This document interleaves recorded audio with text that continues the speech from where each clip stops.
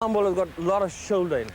Yeah. I was always told when I was younger to bowl my arm ball at the same pace.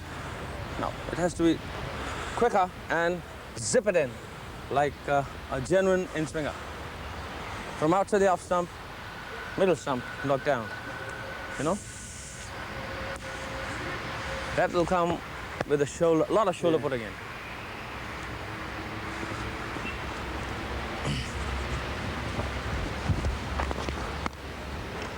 Yeah.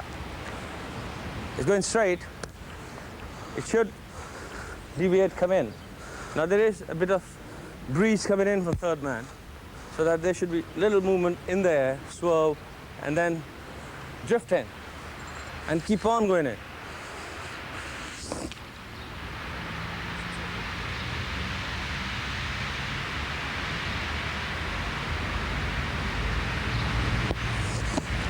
This hand has to go up and down. It is, at the moment, it's going sideways, right? Yeah. Up and down.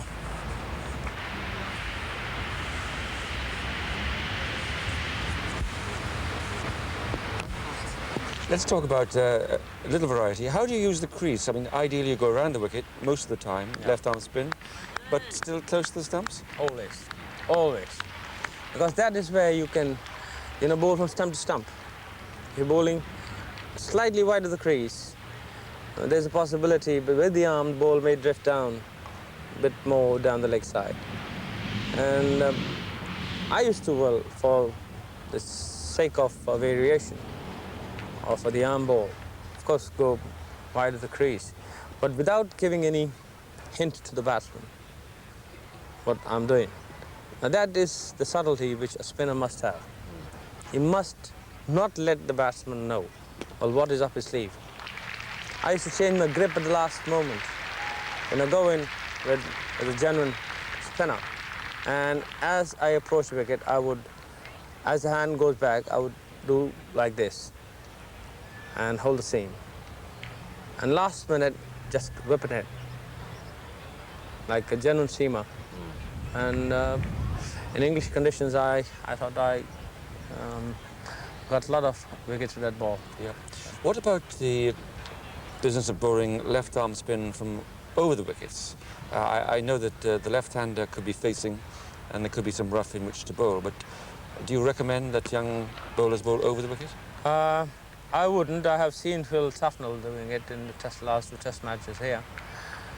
For a change, perhaps, yes, but not continuously. My last thought about spin bowling currently is the use of the silly point fielder on the offside, very close. You've been talking about dragging a batsman forward, driving for spaces, misdriving, getting stumped. Does the silly point fielder come into the equation? Yes, it does. You know why? Because I have my experience is that bowling at great players like Barry Richards or Vivian Richards or Gary Service or Clive Lloyd, well, and Greg Chappell. These are some of the great ones I bowl against. And I used to work on their ego, never mind what the wicket is doing. And for the first time I ever bowled to Barry Richards, when some of the English lads, they just refused, And I told my captain, Jim Watts, one of the good captains that I played under, I said, I want this particular field. I slip in a gully and silly point and forward short leg. He said, you must be joking. I said, no, I want that field. And the first ball I bowled, Barry was happy with all those, close-in fielders. He hit me over the covers for 4. Next ball I bowled, he hit me over mid-wicket. There was no mid-wicket. So he hit me over mid-wicket for 4. And the captain came rushing back to me. He said, you still want the same field? I said, yes. Please don't disturb me now. He said, third ball, he hit me over mid-off for 4. Now, Jim was known to be very fidgety and very nervous kind of character. He again came to me and said, you still want the same field? I said, yes. Fourth ball I bowled, he again hit me over mid-on for 4. And I said, I don't want to do mid-on. I told him. And the fifth ball, I had Barry Richards stumped by a mile. I had to give 16 runs to get his wicket. I thought it was worth it. On a good wicket, mind you. Try bowling over the stumps. See how you feel. I do it occasionally, Yeah. but I prefer to stay around the wicket. Oh, you must always stay around it. That's a basic for a left-hander. I would say for any bowler, really. Unless you're a left-arm seam bowler and you're angling the ball away. Then his follow-through is like that. He runs away. Right? Yeah. Yeah. Try it.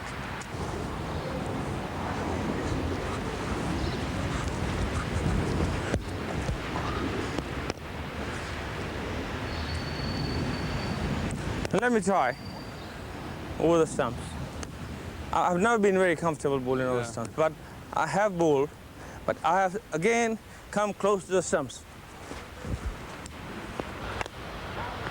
So let's sum up. You're talking patience, you're talking aggression. What is your advice now to the young, slow left-arm spinner who is about 15 years old? Yes, my only advice to a slow left-arm spinner is to spin the ball less one, to be able to take stick when it's there. Take it. Strengthen your mental attitude. And if you're hit for a straight six, you can't set a field for a straight six, can you? So the only thing you can do is applaud it and hope he'll do it again and pull out. Well, that's what I used to do. A straight six is always hit off a good ball. Don't get ruffled, don't get upset about it. I remember the Gillette Cup here, finals, which we won. And the last 3 overs, I went for about 20-odd runs, 25, 26. And that's when David Hughes cut loose. And every time he hit it, it cleared the fence. I said, well, there's very little you can do about it. If it clears the fence, you can't set the field for a six. But my target was to get him out. I eventually got him, I think. And just that, as a spinner, I would advise a young spinner not to allow himself to be carried away by this one-day cricket, which is causing a lot of damage to spin bowling, of all sorts, really. Whether it's soft spin or leg spin or left arms, they're just firing it in, not trying to bowl the normal stuff. I've played a bit of one-day cricket in England, and I never changed my action. I never changed my approach. I still felt if I could get a man out for 3 wickets, say for 47 runs, I'd be rather happier than none for 12. So Bisham Bedi's advice really is to attack, That's it. and attack. Attack is the best form of defense anyway. Thank you, Bish. India's master of spin, Bisham Bedi, a cunning, slow left-hand spinner who was never afraid to lure batsmen into positive strokes, knowing that it was the surest way to trap them into misjudgments.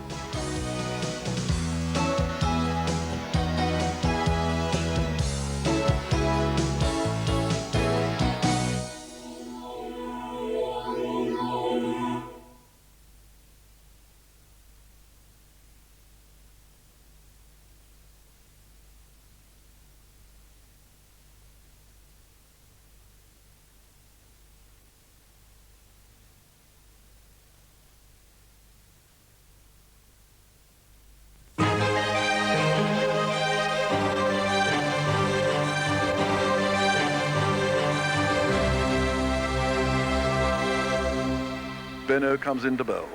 Richie Benno, the Australian wrist spinner, developed an action full of rhythm and control. From his hand came genuine spin and variation. He was equally expert bowling either over or around the wicket. 8 wickets in hand. Against England at Old Trafford in 1962, he took 6 for 70, winning the test and, in the end, saving the Ashes for Australia. As a captain, Benno was the supreme strategist. As a batsman, he was an aggressive and dangerous opponent. With 248 test wickets, he placed himself forever in the record books. Since his playing days, Richie's cricket wisdom has been available to many countries through the medium of his perceptive television commentaries. Well, it's difficult to simplify because it's the most complicated form of bowling. Fast bowling is as it appears. Medium pace bowling is the same. Orthodox finger spin is difficult, but wrist spin, over the wrist spin for right-handers and left-handers is very complicated The main thing to do is to keep it simple when you're explaining it to kids or even to older people. Well, simplify it for me. Okay. Well, what it amounts to is that you have a very, very difficult art form where the ball is going to come out of the hand in a most unorthodox fashion at a time when your body is in a very strange position. I suppose a little bit like the golf swing, which is an unnatural thing. But the leg break is the most important thing in the over-the-wrist spinner's armoury. That's the right hand over-the-wrist spinner bowling to a right-hand batsman. And his job is to perfect the leg break. That's the thing he must do. He must spin it fiercely, spin it hard, and he must bowl it exactly where he wants it so it can get him out of trouble when, as is always the case, he'll find himself in trouble against a good batsman. And a lot of tutors have been known to say, get a length first and then spin the ball, but you're actually saying spin is the priority. Forget about the length. You have lots of bowlers who are just rollers. They just put the ball there and that suits them, particularly if they get a pitch that may have been prepared to help them, and they can then return good figures, but that is no good. It's like trying to teach a medium pacer to become a great fast bowler. You can't do it. He's got to have the pace first. And in this case, the leg spinner must have the fierce spin and then learn to control it. And that is going to take him, mind you, say 4 years before he can control it. So teach us to bowl the leg spinner. Right, the leg spinner is held in the same grip as for the top spinner and the wrong un and the flipper, which we'll come to shortly. But it is held like that, and the positioning is that the first knuckle of the index finger is on the seam, and the first knuckle and the second knuckle of the third finger also on the seam. Ball is held quite firmly. The thumb doesn't play any part at all in it. It can be up in the air if you want, or it can be on the ball. It makes no difference. And when you bowl a leg break, first of all, you start in your action with the back of the hand facing the sky as it's coming over, like that. Back of the hand facing the sky first, and then it turns towards you, back of the hand to your face. So that's back of the hand to the sky, back of the hand to the face, and that means that the ball will be coming out, turning anti-clockwise down the pitch as it goes towards the batsman. Okay, away you go.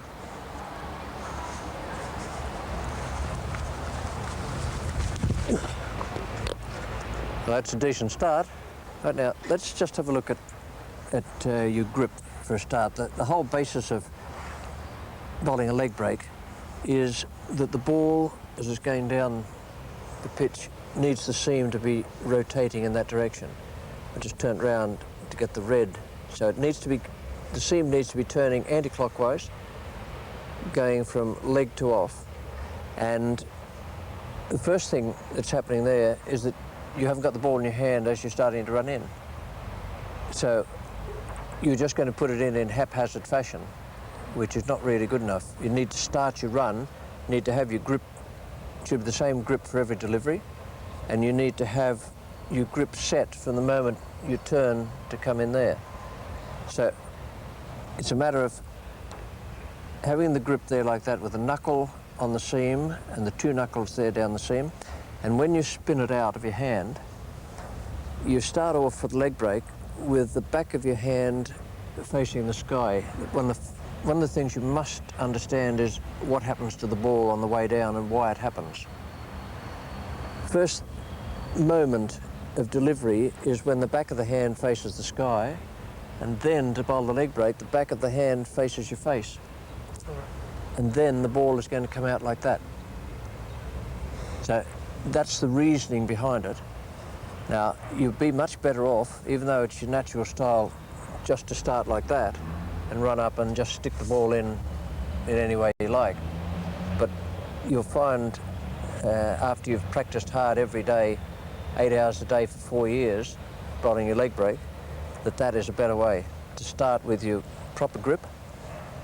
Whatever grip you're going to use to let the ball go, try and make sure that the seam is actually pointing the way you want it to spin. Just have a go with that.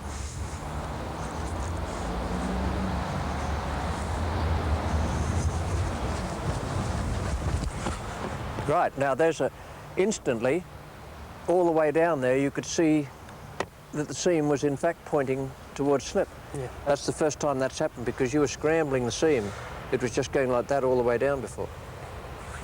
That is a very good start, I can tell you. First ball you've done it. And it's so important that you understand why it happens. I know it sounds simple and the general tendency is to say, oh, yeah, what the hell does all that mean? But if you understand what is happening with your hand and how the ball comes out and why it's doing that, then you've taken a giant step forward.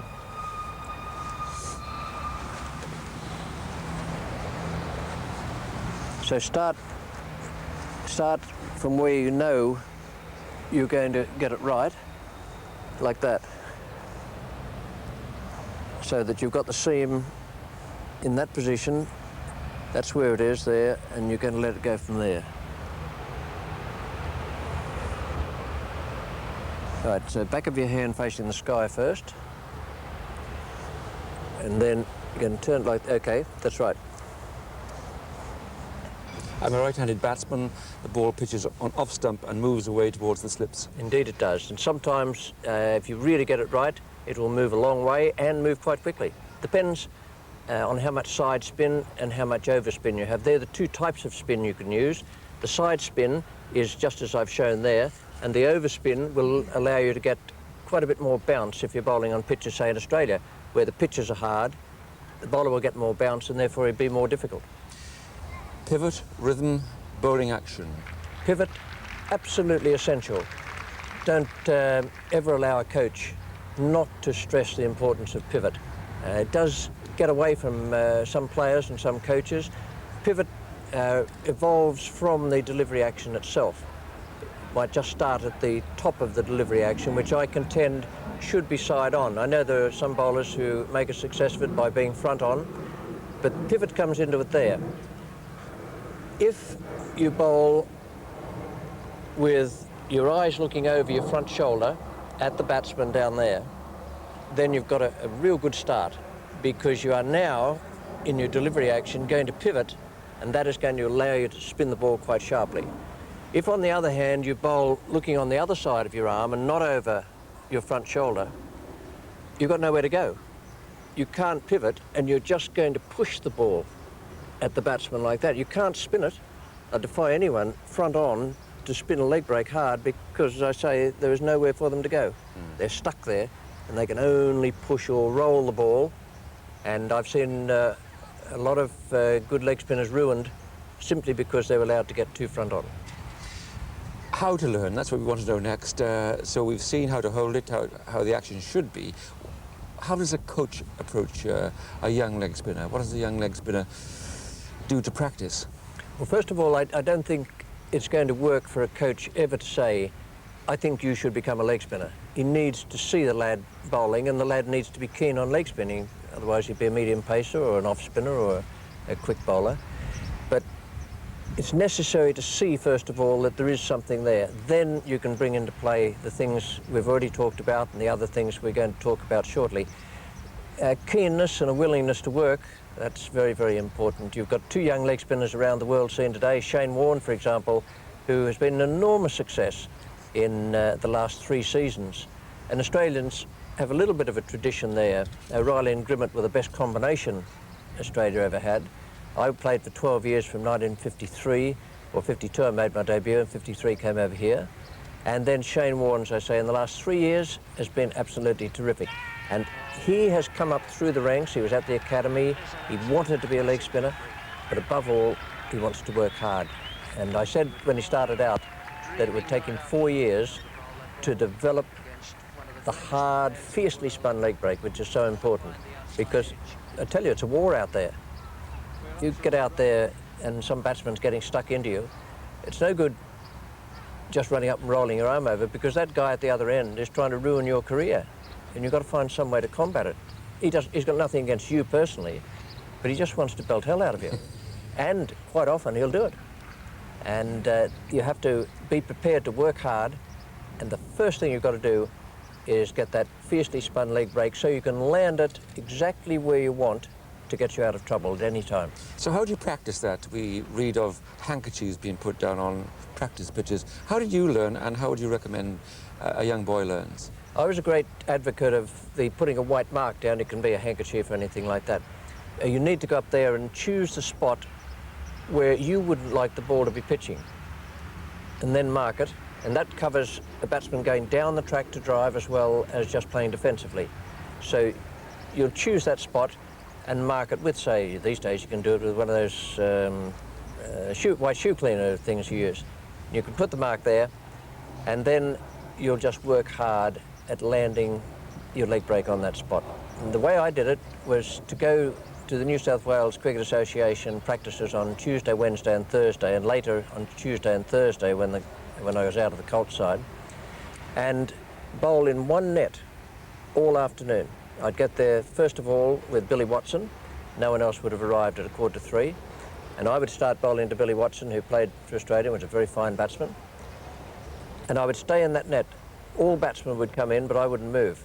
I'd have left-handers, tail-enders, and never ever refuse to bowl to tail-ender, because there's the opportunity to bowl at them in matches, and you need to know what sort of unorthodoxy they're going to produce. You don't get it down as far as you would for what you might term proper googly, which is starting your hand facing the sky, same grip and same position there, no different. It seems still going that way, but it's all in the positioning of the hand, what happens to the ball as it goes out. Leg spinner, because it's back of the hand facing the face, it's spinning that way. Over spinner, sky first, and then facing the batsman, and the ball goes down like that. And wrong 'un, exactly the same grip, seam pointing that way, back of the hand facing the sky, and then facing the ground, and the ball is pointing in that direction. So it all comes from it's impossible for you to bowl a wrong 'un with the back of your hand facing your face. Right. And it's also impossible for you to bowl a leg break if the back of your hand's there. It all depends on the positioning of your hand.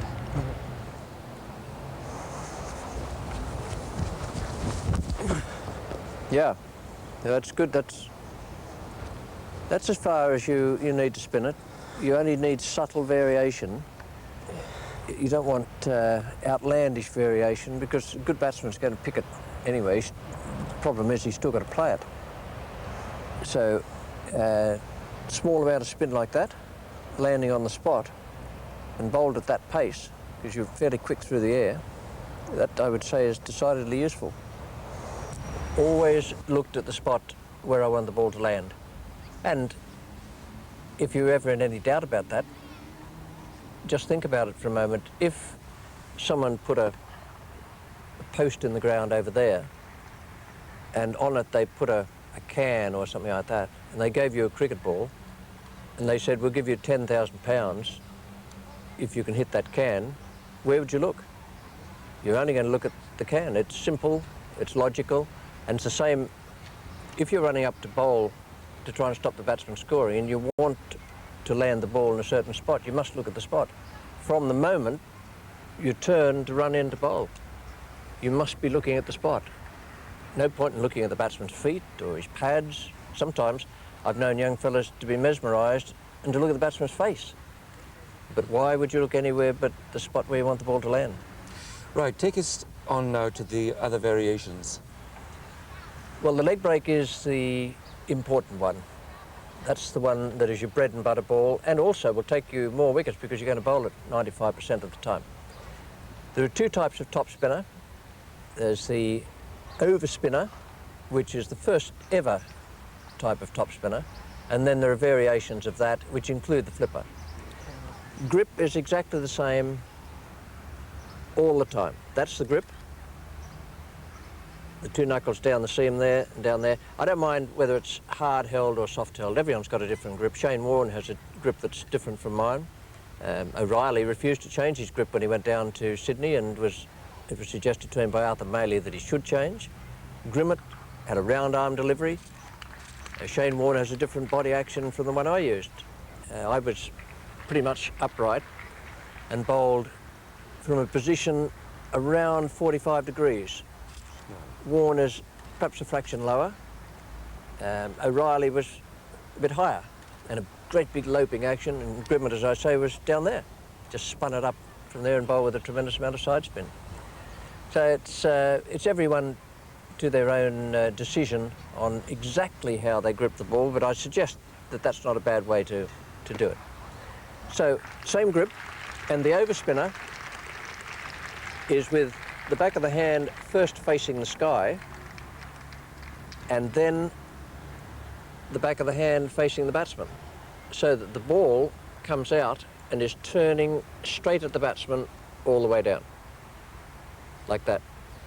The wrong un, same grip, is back of the hand first facing the sky, and then back of the hand facing the ground, so that it's down there, and the ball, in fact, is coming out on that angle, which means that it's going to spin from off to leg. And that's why the terminology is there, the wrong one, or the wrong un, or the bosey, which was named after Bosanquet, the googly, everything like that. So they're those three balls, and the flipper is the same grip, but quite different in execution, because the flipper is the only ball that comes out from underneath the hand. The term over the wrist spinner indicates that the ball is going to come out in effect over the wrist. The flipper comes out from underneath like that, and it's squeezed out like that, so that when it's squeezed out, it is spinning around its own axis like that, all the way down the pitch, and it hits and skids. It doesn't hit and spin away, or it doesn't hit and bounce, but it hits and skids. A word of warning on that though, it is a very, very difficult ball to bowl. It's like the wrong un. The wrong un and the flipper, it should be a warning for young kids and for coaches as well. Young kids shouldn't bowl the wrong un or the flipper until the tendons and the ligaments and the muscles in their wrists and forearms and elbow and shoulder, there's a supraspinatus tendon runs across there, which I did in Worcester in 1961. And it's always vulnerable because this, as I said earlier, is an unnatural action. You're bowling against your body and you're twisting and turning and putting tremendous strain on it. So kids shouldn't really be allowed to bowl the wrong un or the flipper until their bodies and their muscles are strong enough to stand it. I was shown how to bowl it by Bruce Doolan in 1956 in July. I didn't bowl it until 1957 September because it's so difficult. I bowled in the nets hour after hour after hour until I thought I could land it in the right spot. But it is a very difficult delivery. Same grip, like that. Same grip, but as with all those that come over the wrist, comes the terminology of over the wrist spin. This is under the wrist spin, and it is flipped out like that from underneath the wrist. Tremendously difficult to do. I'll bowl this to you or flip it to you, and you catch it. Just keep your eye on my hand. It's like that. It comes from under there, like that. So same grip, and it's actually spinning sideways as it goes down the pitch. Look. So it definitely flips out from underneath the hand. First 20 times I bowled it, it never hit the cut portion. Good luck.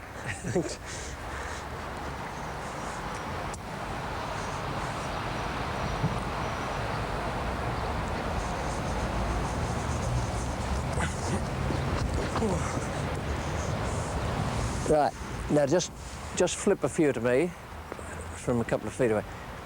From under there.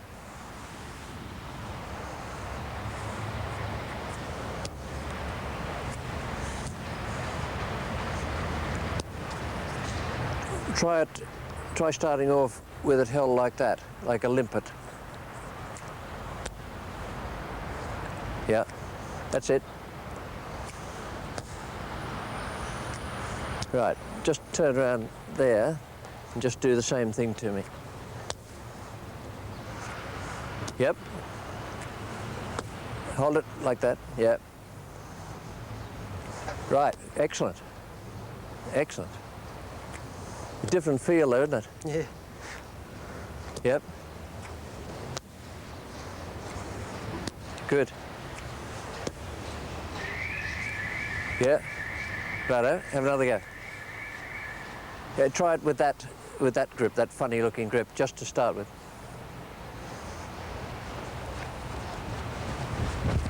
Oh, very good.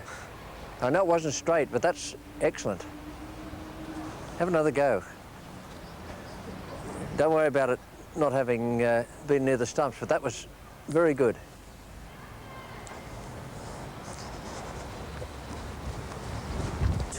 Excellent. You'll find that it hits and skids like that. Yeah. Keep going. No, that's okay. You need to land it, aim outside off stump, further out than that white disc, and shorter than the white disc, because it comes from a different position and it sort of carries on through the air. So you've got to be aiming, say, a yard shorter than the disc and just further out to the off.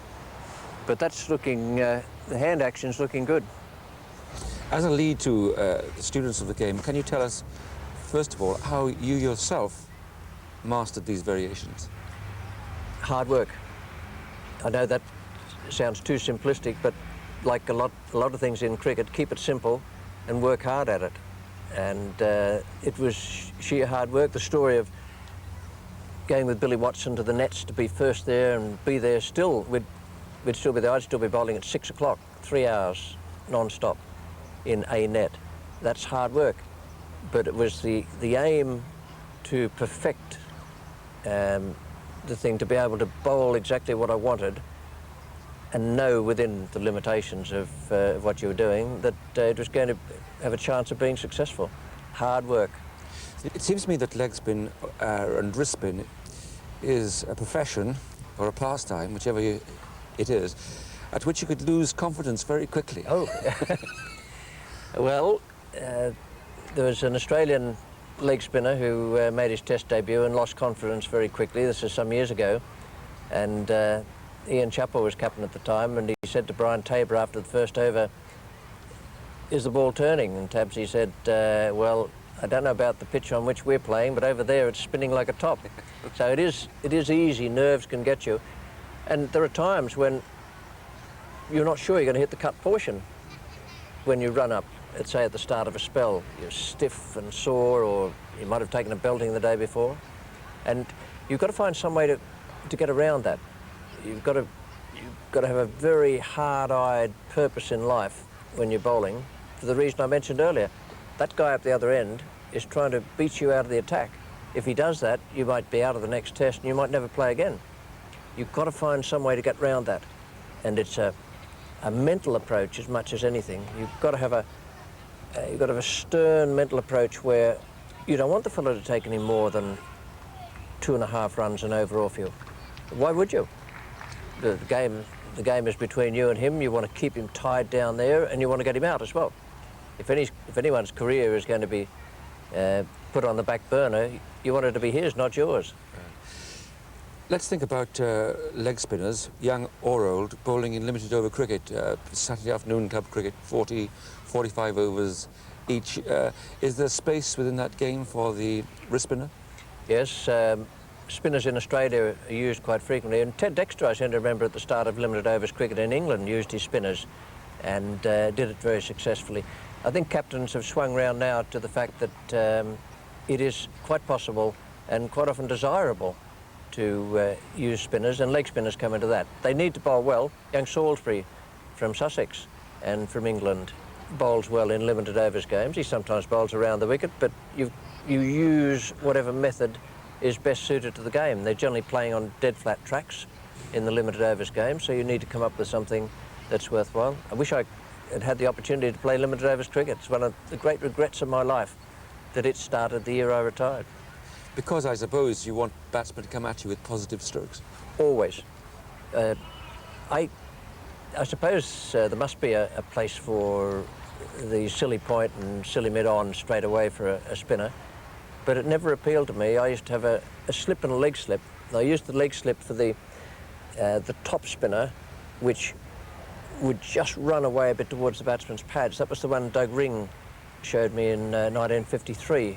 He used an apple on the way on the train to Bristol, and it was bowled same grip, which is with the knuckle on there and the two knuckles down there, and it comes out from between those two fingers, the second and third finger, and it comes out looking like a leg break, but it's got a bit of backspin on it, and it will skid through. And that's a delivery I had more success with than the flipper. That was the one that would just get between bat and pad. It would just beat the batsman's stroke when he wasn't quite sure which way it was turning. It was a very successful ball for me, and it's one I think every young leg spinner should have in his armoury, the top spinner or the skidder that goes from between the second and third fingers. Just one last thought, Richie, about flight. Very often flight is a quick loop in the air, sometimes a slower one. I'm thinking of Chandrasekhar, who's a marvellous Indian leg spinner, quite a quick loop, and others, you mentioned Shane Warne, you mentioned, a bit higher. But how do you achieve flight, and what is the effect of flight? A lot of times flight is achieved by sacrificing spin. A lot of bowlers, when someone will say, oh, that was a good slower ball, and it may well have been, but sometimes it was just a slower ball that's been pushed up and is a very obvious variation, and obvious variations are just useless. You need a very subtle variation, just a fraction slower, a leg break, just a fraction quicker, bowl from in a slightly different position on the bowling crease, position your body slightly differently, all little subtle variations. A top spinner that goes straight through instead of turning that far and therefore beats the bat, not by much, but still hits the pad or the stumps. Subtle variation is the thing to go for. Obvious variation, useless. Richie Benno and the complex art of leg spin. Fascinating to hear how much practice has to become an essential part of your daily life if you are to succeed. To be like Richie Benno, you also have to know the theory as well as mastering the practical. It takes more than just a talent to spin the ball. Mind and body have to be prepared too.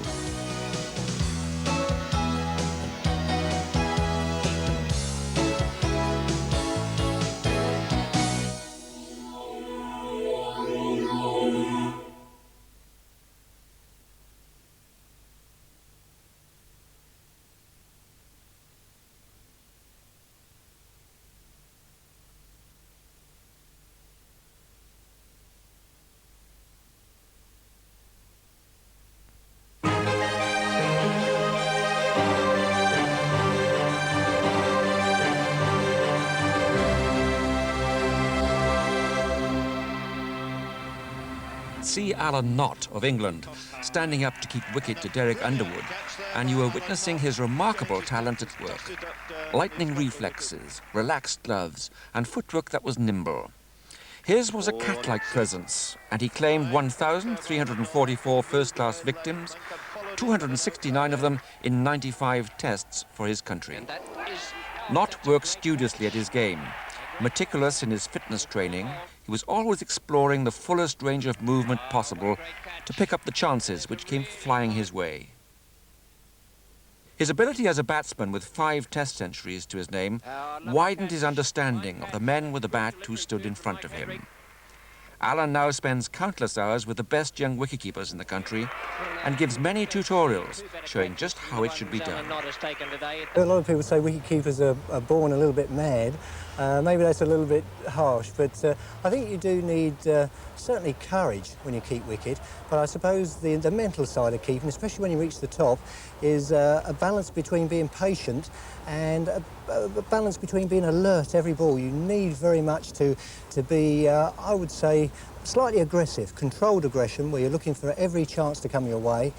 So you're looking for a catch when you stood up to the wicket, might come off the batsman's bat pad, diving down the wicket. You've got to be alert to that. The fast nick when you stood back, a wide deflection. So you've got to be alert, but you need patience to wait maybe 2.5 days, 3 days in a test match for that chance to come. It might never come. I'm fascinated to hear you say aggression, because presumably you have to be nice and relaxed as well. So we're talking now about relaxed aggression, are we?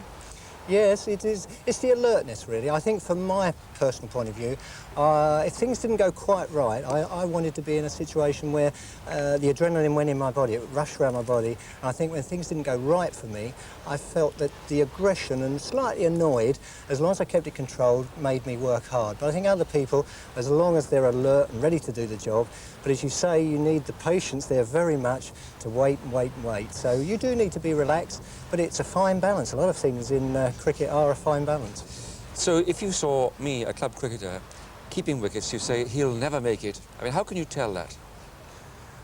It'd be a hard thing to say. I think if you saw somebody in club level, if they wanted to keep wicket and they had reasonable catching ability, I think you could teach them a fair bit about technique to get them into a situation where they could do a reasonable job at club level. Obviously, when you get to a higher level, you've got to have very good hand-eye coordination. What you see, you need your hands and your body to react to very, very quickly. And I suppose when you get to the top level, reactions are such a major part in the game. If you see something brilliant happen as a wicket-keeper, you see this catch where a chap plays forward, the bat pad down the wicket. Some keepers have even taken an edge, stood up where the ball's been edged wide and the keeper's dived and caught it. That happens once in a lifetime, but that comes down to reaction. The ball turns, goes through the gate, batsman just out of his ground. You need speed of reaction to get back to the stumps. And if you see the very best keepers, I think speed of reaction and their mental attitude to the job is what splits the very top keepers. Good luck, Will. Two-handed to the right then. Taken.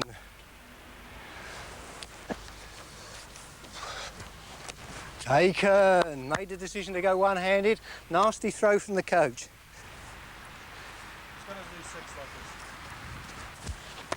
Terrific technique there. Well done, Will. Very good indeed.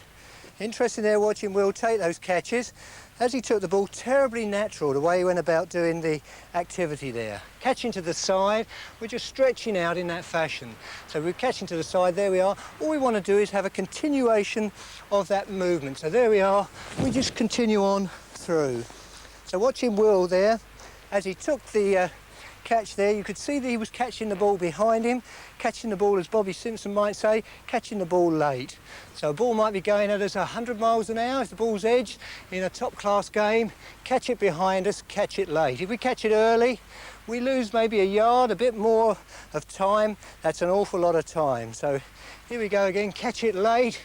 In that fashion, roll over, absolutely natural. Don't be worried about rolling over, make it totally natural. So just once again, catching to the side. Oh no, I'll go on and take the diving catch. Terrific demonstration, Will, well done.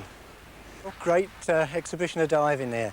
Just a couple of points there on the diving. Very important that we turn our body, our hip again, opening out to make us available to get to the ball. As we dive, push with our inside foot, push with our outside foot. Head is the vital point here. Take the head towards the ball. The head is quite a heavy part of our body.